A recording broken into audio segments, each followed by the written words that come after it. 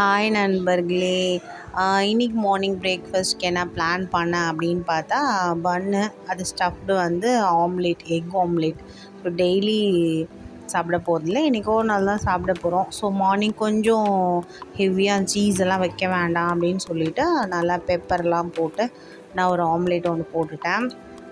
லேசாக கரம் மசாலா போட்டு நான் வந்து ஆம்லேட் போட்டுட்டு அதை வந்து பன்னை வந்து பட்டரில் 2 பக்கம் டோஸ்ட் பண்ணிவிட்டு நான் நடுவில் வந்து ஸ்டஃபிங்க்கு ஆம்லேட்டு இந்த டொமேட்டோ சாஸ்லாம் வச்சுட்டு கூட வந்து சில்லி சாஸும் வச்சுட்டு சாப்பிட்டாச்சு. ரொம்ப டேஸ்டியாகவும் இருந்துச்சு. மார்னிங் ஒரு நல்ல ஃபில்லிங்காகவும் இருந்துச்சு, சூப்பர் டேஸ்டியாகவும் இருந்துச்சு. ஸோ மதியானம் லஞ்சுக்கு என்ன பிளான் பண்ணலாம் அப்படின்னு பார்த்தா பசங்க வந்து வெஜ் பிரியாணி கேட்டிருந்தாங்க, அதுதான் பண்ணேன். இன்றைக்கி எங்களுக்கு டே இப்படி தான் போச்சு, மார்னிங் அண்டு லஞ்சு. ஸோ நீங்கள் என்ன சாப்பிட்டீங்கன்னு கமெண்ட் பண்ணுங்கள்.